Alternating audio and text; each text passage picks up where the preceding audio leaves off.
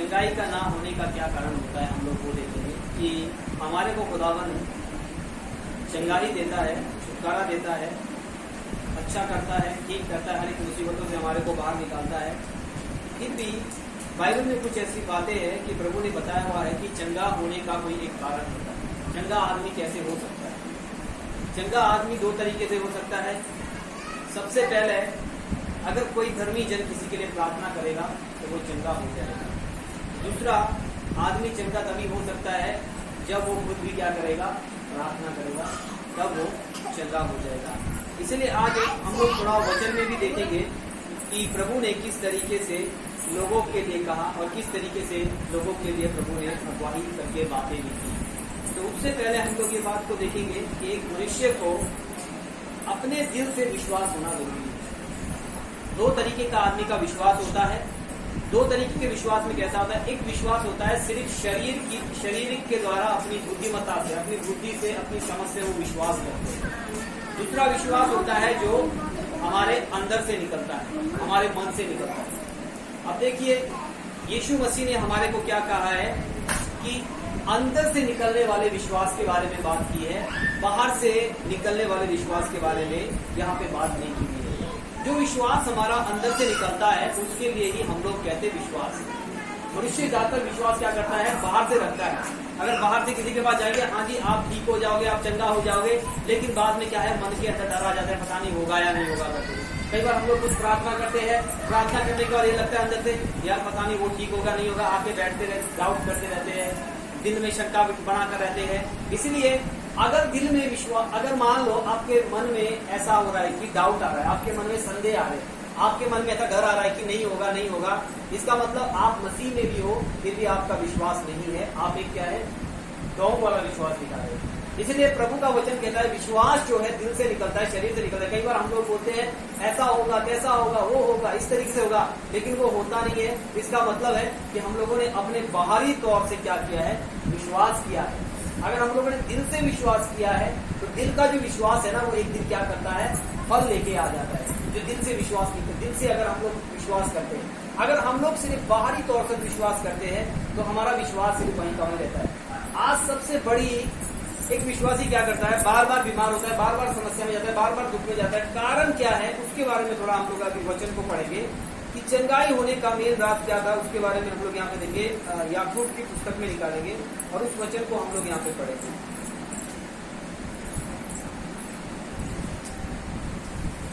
अगर हम लोग चंगा होने की अपेक्षा रखते हैं, अगर मानने के बाद रोज हम सचिन भाई को जाके इनका दिमाग खाते रहूंगा कि मेरे को चंगाई के लिए प्रार्थना करो, प्रार्थना करो, इसका मतलब हम लोग अभी भी क्या है, चर्च में आ रहे हैं, फालतू ऐसे ही हम लोग टाइम वेस्ट कर रहे हैं, टाइम बर्बाद कर रहे हैं। क्योंकि देखिए अभी क्या है कि हमें प्रभु के साथ आगे बढ़ने का टाइम है, प्रभु यीशु मसीह के साथ आगे चलने का टाइम है। और सबसे पहली बात हमारे को देखना कि चंगा होने के लिए मनुष्य को सबसे ज्यादा क्या करना चाहिए, किस चीज पर मेहनत करनी चाहिए।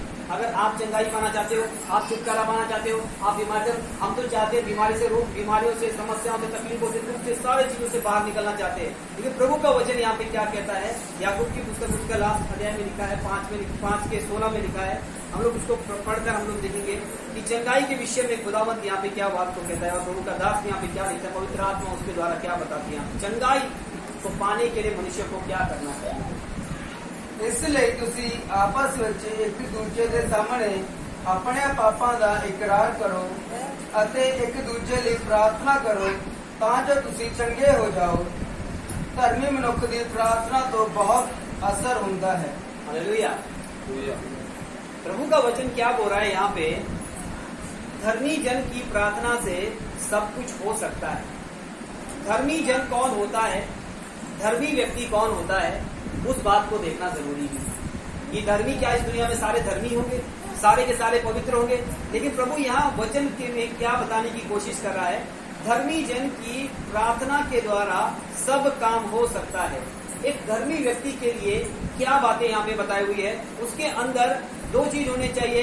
पहला उसके अंदर होना चाहिए कि वो अपने अपराधों को मान ले, उसके अंदर अपने पापों को मानने की मतलब की क्षमता होती है, पापों को मानने की, प्रभु मुझे माफ कर दे, मुझे चंगा कर दे, मुझे छुटकारा दे दे, मतलब इन पापों से, मतलब मानना चाहिए कि प्रभु मेरे दिन में ये गलती होती है, मुझसे ये गुनाह होता है, मुझसे ये पाप होता है। हर एक आदमी, चाहे बच्चा हो या बुजुर्ग हो या बड़े हो या छोटे हो, हर एक आदमी गुनाह ही करता है, पाप करता है। हर एक आदमी क्या है, कुछ ना कुछ क्या है, गलतियां वो करता रहता है, कहीं ना कहीं वो गुनाह करते रहता है। अब देखिए, मनुष्य की जिंदगी में छुटकारा तभी होगा जब तक वो अपने आप को मान नहीं लेगा कि मैं पापी हूं, मैं अधर्मी हूं। अगर देखिए, मान लो कोई भी व्यक्ति अपने अपराध नहीं मानता है या कोई भी व्यक्ति प्रार्थना नहीं करता है, वो चंगा होने की उम्मीद रखेगा तो वो चंगाई को नहीं प्राप्त कर सकता।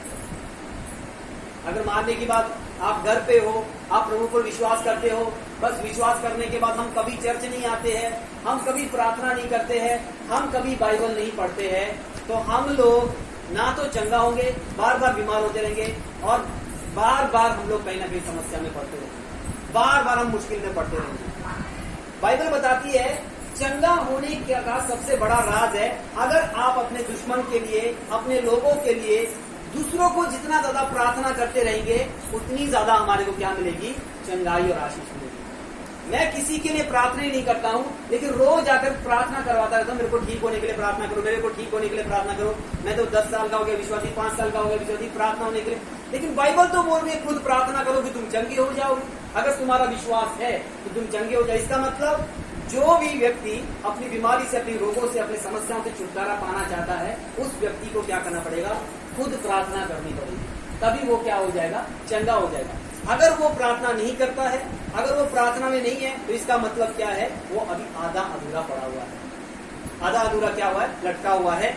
मसीह के नाम से वो लोग ये कर रहे हैं, चल रहे हैं। अभी तो बात तो ये है कि जिस दिन हमारा न्याय होगा, जिस दिन प्रभु आएगा अचानक हमारे पास, उस समय लोगों की आंखें से खुल जाएगी। उस समय लोगों को पता चलेगा कि प्रार्थना करना कितना जरूरी था। उस समय लोगों को पता चलेगा कि वचन पढ़ना कितना जरूरी था। अगर आज किसी के पास घर में बाइबल है, बाइबल को कभी खोल के नहीं रखता है, ना बाइबल कभी वो पढ़ते हैं, तो इसका मतलब है वो एक क्या है, खाली तरीके से चर्च आने वाले लोग हो जाएंगे। अगर मानने की बात है कि अगर मैं चंगा होना चाहता हूँ, अगर मैं अपने भाई के लिए प्रार्थना नहीं करूंगा, मैं इनके लिए प्रार्थना नहीं करूंगा, इनके लिए प्रार्थना नहीं करूंगा, उनके लिए प्रार्थना, अगर मैं आप लोगों के लिए प्रार्थना नहीं करूंगा, मैं चंगा होने के लिए रोज जाकर इनके सामने प्रार्थना करो बोलूंगा, तो प्रभु भी ऊपर से देखेगा कि मैंने तो राज बताया था कि चंगा होने का, कि तुम क्या करो, चंगाई को प्राप्त करने के लिए खुद प्रार्थना करो। इसीलिए यहाँ पे लिखा हुआ है कि धर्मी व्यक्ति क्या करता है।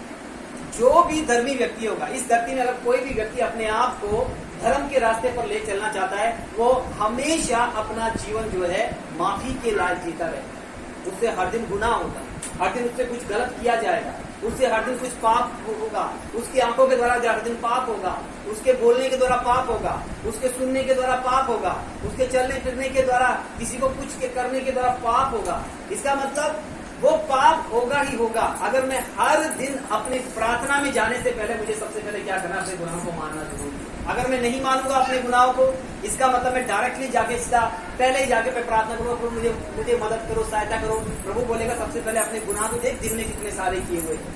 इसलिए प्रभु ने कहा जो भी व्यक्ति अपना क्रूस उठाए हुए पीछे नहीं चलेगा, तो वो क्या है, मेरा एक चेला भी नहीं हो सकता, ना मेरे लायक वो हो सकता है। इसका मतलब हर दिन हमारी जिंदगी में बहुत बड़ी मुश्किलें आ सकती है, हर दिन हमारी जिंदगी में बहुत बड़ी समस्याएं आ सकती है, हर दिन हमारी जिंदगी में बहुत बड़े दुख आ सकते हैं, हर दिन हमारी जिंदगी में बहुत बड़ी उलझनें आ सकती है, हर दिन हमारी जिंदगी में बहुत बड़ी ऐसी परेशानी भी आ सकती है, बहुत बड़ी समस्या है। देखिए, जिंदगी में केवल एक ही रास्ता है कि यीशु मसीह ही है जो हमारे को क्या कर सकता है, छुड़ा सकता है। यीशु मसीह ही है जो हमारे को आजादी दे सकता है। अगर आप विश्वास करते हो सच में, तो आपके अंदर प्रार्थना होना जरूरी है। अगर कोई भी विश्वासी, मतलब हम जितने भी बैठे हुए यहाँ पे, हम लोग अगर प्रार्थना नहीं करते हैं ना, तो हम लोग क्या है, विश्वासी नहीं है। हम लोग क्या है, वही है जो मंदिर में बजा हुआ घंटा होता नहीं, देखा हुआ है मंदिर में बजा हुआ कैसा होता है घंटा। रोज सुबह आएगा, सुबह के देखिए घंटा को जो है रोज सारी रात को नहीं बजाता है, रात को बजाते के समय कोई आदमी दुखी हो जाएगा, उसको उतने जोर से बजाएंगे। अगर कोई प्रार्थना नहीं करता है, वो मंदिर में लगाए हुए घंटे के समान है, उसको कोई भी आके मारता रहेगा, वो बजता तो रहेगा, बोलेगा हाँ जी घंटा बज रहा है, हाँ जी ये विश्वासी चर्च तो आता है, लेकिन उस घंटे का कुछ काम नहीं होगा। सुबह कोई भी नहीं उठेंगे, दूसरे आदमी भी आएंगे नहीं, सिर्फ उसी को ही पता लगेगा हाँ जी बज गया है करके। तो इसीलिए मैं कहना क्या चाहता हूँ, अगर हमारे को छुटकारा चाहिए, हर एक मुसीबतों से बाहर निकलना है, सबसे पहले है, यहाँ पे लिखा हुआ है, देखिए, पहले सुनिए, इसको बिठाओ, इस बच्चे को उठाओ, ना नीचे बैठ जाओ, चुप बैठ जाओ नीचे, कभी थोड़ी देर के लिए। देखिए यहाँ दो तरीके से लिखा हुआ है चंगाई के बारे में, आपको पहले बताऊं। यहाँ पे लिखे है, यदि तुम में से कोई दुखी हो तो वो प्रार्थना करे, यदि कोई तुम में आनंदित हो तो स्तुति और भजन गाए, यदि तुम में कोई रोगी हो तो कलीसिया के प्राचीन को बुलाकर और वे प्रभु के नाम से उस पर तेल मलकर उसके लिए प्रार्थना करें। तो विश्वास की प्रार्थना के द्वारा रोगी बच जाएगा और वो क्या है, खड़ा उठ जाएगा, और बोला उसके पाप भी जितने भी किए होंगे वह सब के सब क्षमा हो जाएंगे। सबसे पहला काम क्या होता है, यीशु मसीह में आने के लिए सबसे पहले एक जरिया होता है, एक आदमी आता है या एक कोई व्यक्ति आता है, वो यीशु के बारे में बताएगा, आप बीमार हो, आप दुखी हो, आपको प्रभु क्या करेगा, चंगाई दे देगा। उसके लिए प्रार्थना होती है, वो आदमी ठीक होकर फिर से चलने फिरने लगता है। उसके बाद उसकी पूरी चंगाई को प्राप्त करने के लिए, उसको पूरा छुटकारा पाने के लिए, उसको पूरा ठीक होने के लिए, अगर मानने की बात है, एक व्यक्ति 1 साल से रोज आकर पास्टर से प्रार्थना करवा रहा है, इसका मतलब वो क्या है, विश्वासी है या अविश्वासी? आप सोचिए, एक व्यक्ति है, हम लोग इतने सारे बैठे हुए हैं यहाँ पे, हम बैठने के बाद अगर मतलब कि रोज एक व्यक्ति आया, आज चर्च में आया, पास्टर जी मेरी बहुत बीमारी है, तकलीफ है, समस्या है, हम बाइबल के अनुसार देख रहे हैं उसको, ठीक है। यहाँ पे बोला कि तुम्हारे घर में कोई बीमार हो, तुम्हारे घर में कोई समस्या में हो, तकलीफ में हो, रोग में हो, तो किसको बुलाओ, बोला पास्टर को बुलाओ, प्राचीन को बुलाओ। वो क्या करेगा, प्रार्थना करेगा, तो उसके बाद वो क्या हो जाएगा, बिल्कुल ही ठीक हो जाएगा। अब वो आदमी ठीक हो गया, 2 दिन हो गए, 4 दिन हो गए, 10 दिन हो गए, 1 साल हो गया, रोज वो प्रार्थना ही कराते रह रहा है, तो इसका मतलब क्या है, विश्वासी है या अविश्वासी? क्या है वो, क्या हो सकता है, अविश्वासी या विश्वासी? अविश्वासी हो सकता है ना, क्यों अविश्वासी? क्योंकि परमेश्वर पर इसका भरोसा नहीं है। मतलब उसने अभी तक यीशु मसीह की चंगाई को पता ही नहीं चला, उसको चंगाई होते कैसे करते, उसको अभी भी यही दिख रहा है, ये बंदा थोड़ा हाथ बढ़ाता है तो इससे चंगा होता है, अभी तक उसको पता नहीं चला हुआ है कि यीशु चंगा कैसे करता है। एक दिन एक व्यक्ति आया, उसको सुसमाचार सुना रहे थे, उसको बोला यीशु मसीह मरकर जिंदा हुआ है, वही एक खुदा है और वही हमारे लिए प्रभु है, उसके अलावा कोई भी नहीं है। अगर हमारे को मुक्ति प्राप्त करना है, उस पर विश्वास करके बपतिस्मा लो पानी में डूबकर, और उसके लिए क्या है, एक नया जीवन जियो। उसने ऐसे चलते चलते चलते चलते बोला, सामने पानी आया हुआ है, मेरे को बपतिस्मा दे। विश्वास किया, सामने पानी था, उसको बपतिस्मा दिया।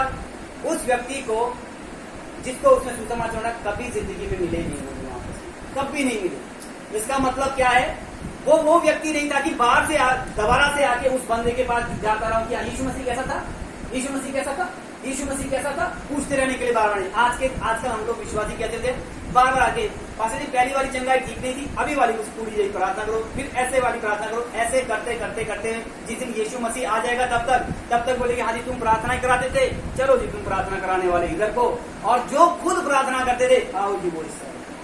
प्रार्थना सबसे पहले होती क्यों? यहाँ देखो, अगर गलत है तो इसमें क्या लिखा हुआ है कि सबसे पहले पास्टर आएगा तो प्रार्थना करेगा, तो लोग क्या हो जाएंगे, चंगे हो जाएंगे।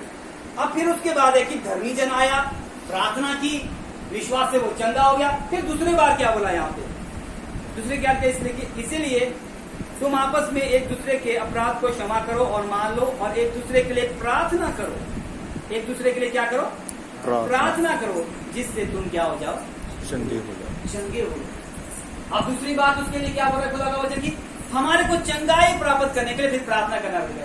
पास्टर जी मेरे को ना सिर में दर्द था, आपने प्रार्थना की, मैं ठीक हो गया। अगले बार वो पास्टर के पास फिर से प्रार्थना करवाए ना, तो बोला आपने दूसरों के लिए, फिर बोले पास्टर जी सिर में दर्द हो रहा है, आप तो 4 दिन पहले आए थे, ठीक हो गए थे, फिर कैसे हो रहा है आपका? तो उसको पूछो आपने दूसरों के लिए प्रार्थना की कि नहीं की? वो बोलेगा नहीं, तो जाओ दूसरों के लिए प्रार्थना करो, फिर वो ठीक हो जाए। ये बात एक दिन बहुत अच्छा लगा, वो बात देखिए वचन के साथ मिल रहा है। सुंदर भाई मेरे को बहुत अच्छा बता रहे थे कि क्या हुआ, माना भाई के घर में गए तो उनकी वाइफ को कुछ पता नहीं, यहाँ कुछ हो गया था, कुछ प्रॉब्लम हो गई थी, बोला कुछ समस्या आ रही थी। तो पास बोला कि ब्रदर मेरे लिए प्रार्थना करो जी, तो ठीक है बोला आपके लिए प्रार्थना करेंगे। तो जैसे वो प्रार्थना करने लगे तो पवित्र आत्मा ने अगुवाई किया कि मैं तेरे लिए प्रार्थना नहीं करूँगा। तो आज के समय में अगर कोई बार बार आते रहे प्रार्थना करने में बोल रहा आपके लिए प्रार्थना नहीं करोगे तो नाराज होकर क्या करेगा, अंकल के पास जाएंगे, प्रार्थना करेंगे, ठीक है उन्होंने किया वो बढ़िया है। अब उन्होंने बोला क्यों ऐसा, उन्होंने बोला क्यों ऐसा, उन्होंने इसलिए बोला कि उन्होंने क्या बोला कि आप अपने परिवार को सुसमाचार नहीं सुनाते, इसलिए आपकी ये प्रॉब्लम बढ़ रही है। आप अपने घर में जाकर डरते रहते हो, सुसमाचार सुनाई नहीं पाते, आप सुसमाचार सुनाओ, फिर उसके बाद बोलना मेरे को। वो गई अपने परिवार को सुसमाचार सुनाया, प्रभु का वचन सुनाया, उसके बाद भाई फिर से मिला होगा कुछ दिनों के बाद, हाँ जी बोला आप ठीक है। तो इसका मतलब क्या है, उन्होंने सुसमाचार सुना, उन्होंने क्या किया, सुसमाचार सुना, और वो सुसमाचार वहां नहीं सुना रहे थे, तो यहाँ प्रॉब्लम बढ़ती रहती। जब उन्होंने पहली बार सुसमाचार सुना तो वो क्या हो गए, ठीक हो गए। अब साल 2 साल बाद कितने सालों से विश्वासी ठीक हो गए। जब उन्होंने वहां जाके सुसमाचार सुनाना शुरू किया तो उनकी प्रॉब्लम ठीक हो गई। अब एक विश्वासी आया, पाचड़ी मेरा पेट में, सिर में, टांग में दर्द है, ठीक है आपके लिए हम प्रार्थना करते हैं, प्रार्थना में ठीक हो गया। अब मान लो दूसरे बार गया ठीक हो गया, चलो चौथी बार गया ठीक हो गया, ऐसे ही करते रहे, 5वें बार भी आया वो ऐसे ही करने के लिए, तो इसका मतलब पास्टर को बोलना चाहिए कि आप घर ही चले जाओ, वो चाहे दुखी हो जाए कोई टेंशन नहीं, आप चले ही जाओ घर, आप क्या करो घर चले जाओ। या तो उसको बोलो आपने जितने बार प्रार्थना करवा के ठीक हो गए, आप 5 बार, एक बार एक व्यक्ति को मैं बताता हूँ, उसका क्या हुआ, चर्च में आया, वो क्या था, उसके ऊपर ना बहुत बड़ा कर्जा लगा हुआ, बहुत ज्यादा कर्जा लगा हुआ था, कर्जे के कारण वो बहुत ज्यादा परेशान था, बहुत ज्यादा परेशान है। बोला कि पास्टर जी मैं ना कर्जे के कारण था परेशान में, मैं सुसाइड करने का दिल कर रहा है, मुझे क्या मरने के अलावा कुछ नहीं। पास्टर ने विश्वास से उसके लिए प्रार्थना किया, उसके कर्जे को डांटा क्योंकि दुखी के साथ आया, और जैसे ही उसका कर्जा खत्म हो गया उसके बाद वो मौजे मारता रहा, ठीक है जी चलता रहा, कभी आता है चर्च में, उसका फिर उसके जिंदगी में फिर उसका काम ठप हो गया।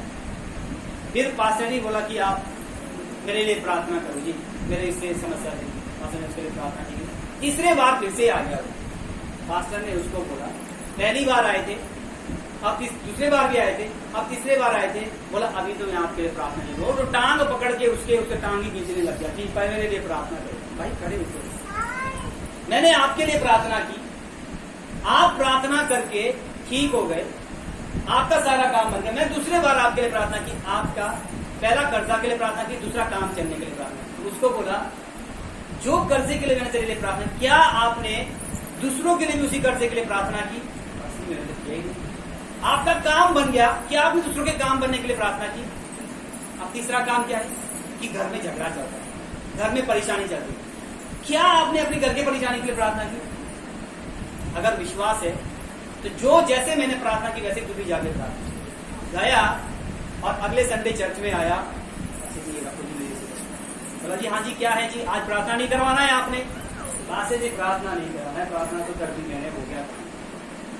तो इसीलिए क्या होता है, विश्वासी का मतलब क्या होता है, पहले विश्वास करता है कि आएगा, प्रार्थना करेंगे ठीक हो जाएंगे। मैं बोलता हूँ रोज ही प्रार्थना में इनके द्वारा रोज ही बोला, पास्टर रवि प्रार्थना करो जी, मेरे लिए प्रार्थना करो जी, मेरे लिए रोज प्रार्थना करो।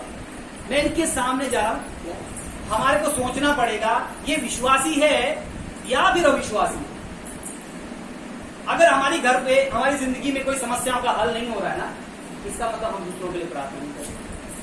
प्रभु ने तो खुद ही बोल रहा है, चंगा होने का रास्ता क्या है, दूसरों के लिए प्रार्थना करो, माफ भी करो उनको, क्षमा भी करो।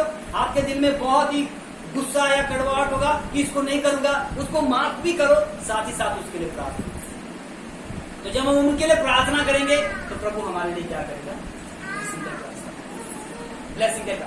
तभी तो हमारे को, अगर कोई आकर बार बार सुनो, 1 साल हो गया, 2 साल हो गया, 3 साल हो गया, 4 रोज आके प्रार्थना के लिए बोलता रहे, उसको डायरेक्ट वो प्रार्थना करना शुरू करो।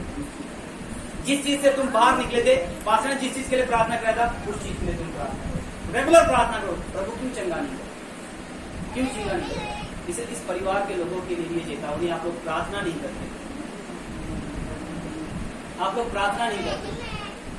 अगर आप लोगों ने प्रार्थना नहीं किया दूसरों के लिए, तो प्रभु बोल रहा है फिर हमारी वो आशीष और चंगाई कहां है? प्रभु खुद बोल रहा है, प्रभु के दास आए, प्रार्थना करवाए आपके लिए, आपकी समस्याओं का हल हो गया। आप प्रभु बोल रहा है वो समस्याएं तो हल हो गई, तो दुनिया में कितने लोग हैं जिनकी समस्या चल रही है, उनके लिए प्रार्थना कौन करेगा, उनके लिए दुआ कौन करेगा? इसलिए प्रभु का वचन इससे यहाँ हो रहा है कि आप परिवार में प्रार्थना करना शुरू करें। अगर आपने प्रार्थना करना शुरू नहीं किया तो हमारे जीवन में और पता नहीं आगे क्या होगा। प्रार्थना करेंगे वो समस्याएं सारी जाती रहेंगी, अगर प्रार्थना नहीं करेंगे तो नहीं होगा। प्रभु ने पहले ही बता दिया यहाँ पे कि एक बार पहले आता है कौन? प्रभु का दास आशीष को लेके आपके घर से सारी समस्याओं का हल होगा। उसके बाद क्या करना पड़ता है? हमें उसके लिए प्रार्थना करना पड़ता है। अगर हम प्रार्थना नहीं करेंगे हमारी समस्याओं का हल नहीं होगा। अगर हम प्रार्थना नहीं करेंगे हमारे मुश्किलों का हल नहीं होगा। अब उस पास्टर ने भी देखो 2 बार आया, उसने प्रार्थना की, तीसरी बार उसको भेज दिया वहां से कि तू चला जावे, तेरे लिए प्रार्थना नहीं करना। तो क्या कर, जिस मुसीबत में तू पड़ा है ना उसके लिए खुद जाके तू प्रार्थना। वो आदमी क्या हो गया? उस परेशानी से बाहर निकल। आज चाहे लड़का हो, बच्चे हो, कोई भी हो, जो समझदार हो गए हैं उनके लिए प्रार्थना करना जरूरी है। अगर वो प्रार्थना नहीं करता है तो वो क्या है? एक तरीके से क्या है? ढोंगी विश्वासी बनकर तब तक यीशु मसीह आ जाएगा और यीशु मसीह बोलेगा, बेटा आप लोगों ने बहुत आशीषें दी, बहुत बरकतों को प्राप्त किया, लेकिन क्या फायदा कि वचन को तुमने सीखा? क्योंकि देखिए प्रार्थना क्या करेगा? प्रार्थना आपकी जिंदगी को बदलेगा। प्रार्थना आपका मन लगाएगा वचन में। प्रार्थना आपको क्या करेगा? बाइबल पढ़ने के लिए विवश करेगा। प्रार्थना जितना ज्यादा करोगे, चाहे आप 10 मिनट की प्रार्थना करो, 20 मिनट की प्रार्थना करो, प्रार्थना शुरू करना स्टार्ट करो। क्योंकि प्रभु का वचन बोल रहा है, अगर आप लोग पूरा संपूर्ण तरीके से छुटकारा चाहते हैं हर चीजों से, हर परेशानियों से, प्रभु बोल रहा है प्रार्थना करो। अगर हम दूसरों के लिए प्रार्थना नहीं करेंगे तो हम लोग खुद अपना रिजल्ट देखेंगे। क्योंकि प्रभु एक रास्ता बहुत अच्छे तरीके से बोल रहा है आपके परिवार के लिए, सब लोगों के लिए, हर एक जन के लिए बोल रहा है, खासकर मेरे लिए भी, हर सब लोगों के लिए बोल रहा है कि प्रार्थना करो दूसरों के लिए और अपनी चंगाई को लेकर। अगर अभी भी ऐसा बोल रहा है कोई कि मैं ठीक नहीं हो रहा, मैं ठीक नहीं हो रहा हूं, तो प्रभु क्या बोल रहा है? प्रार्थना करो। किसके लिए? दूसरों के लिए। जैसे तुमने छुटकारा पाया वैसे ही दूसरे भी छुटकारा पाएंगे, तो प्रभु भी हमें क्या करेगा? चंगाई। अब आखिर में एक वचन को बोलकर मैं खत्म करूंगा। अय्यूब एक व्यक्ति था, जब उसको चंगाई मिलनी थी, जब उसको क्या मिलना था? चंगाई मिलनी थी। चंगाई मिलने से पहले आखिर में उसने क्या किया? दूसरों के लिए प्रार्थना की और सीधा उसको क्या मिली? चंगाई मिली, आशीष मिली, बरकत मिली। तो इसीलिए प्रभु ने एक मेथड रखा हुआ है। पहले दासों को भेजेगा, वचन के द्वारा छुटकारा देगा, उनको उनकी प्रार्थनाओं के द्वारा छुटकारा देगा। उसके बाद विश्वासी रेगुलर चर्च आता रहेगा, तो उसके बाद उसको पता लगना चाहिए कि अब चंगाई दूसरों के लिए कुछ करने के द्वारा। वचन सुनाओ, चंगाई है। प्रार्थना करो, चंगाई है। वचन में बढ़ो, चंगाई है। हर एक चीज में हमें बढ़ना, तब जाके हमारे को चंगाई मिले। प्रभु का दास इतने समय से बीमार था, सोचो कितना दुख में चला हुआ था। सिर्फ क्या था? उसको राज पता है कहाँ चला? पता इतने दर्द से जाकर, इतनी तकलीफ से जाकर आखिर में जाके खुदा ने उसको राज खोल कर दिया। अब क्या कर? चंगाई तो अब तेरे को मिलेगी, प्रार्थना कर। उसने दूसरों के लिए प्रार्थना की, उसके सारे फोड़े फाड़े सब कुछ गायब और वो ठीक, और वो बहुत अमीर बन गया। हमारी जिंदगी का बाहर निकलने का, ठीक होने का एक रास्ता क्या है? पता है? चंगाई।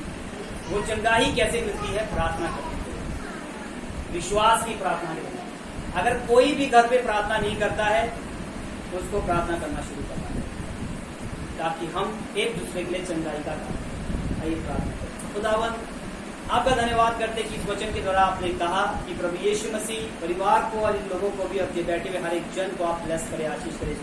प्रभु प्रार्थना का हृदय दे खुदावन, प्रार्थना का दिल दे खुदावन, प्रार्थना में आगे बढ़ने का सामर्थ्य। प्रभु आज आपने वचन से कहा इस घर के परिवार के लिए, अगर तुम दूसरों के लिए प्रार्थना करोगे तो चंगाई तुम्हारे जीवन में हमेशा बनी रहेगी, आशीष तुम्हारे जीवन में हमेशा बनी रहेगी, बरकत तुम्हारे जीवन में हमेशा बनी रहेगी। इसलिए प्रभु प्रार्थना अगर हम नहीं करते हैं तो प्रभु जी बहुत दुखों से हम लोग जाते रहते हैं। अय्यूब ने बहुत दुख को झेला, लेकिन आखिर में जब उसने दूसरों के लिए प्रार्थना की तो उसने पूरी रीति से वो चंगाई को रिसीव किया। प्रभु यीशु मसीह के नाम से प्रभु आज मैं डिक्लेयर करता हूँ कि इनके मन में, प्रभु इस परिवार के मन में, हर एक जन जो बैठे उनके मन में प्रभु यीशु प्रार्थना का वो प्रभु जी बीज डालिए, ताकि दूसरों के लिए, हर एक जन के लिए प्रार्थना करे और अपनी चंगाई और बरकत और आशीष को और आत्मिक जीवन में आगे बढ़ने की सामर्थ को रिसीव करे, प्राप्त करे प्रभु यीशु मसीह के नाम से। धन्यवाद करता हूँ प्रार्थना सुनने के लिए, यीशु के नाम से। आमीन।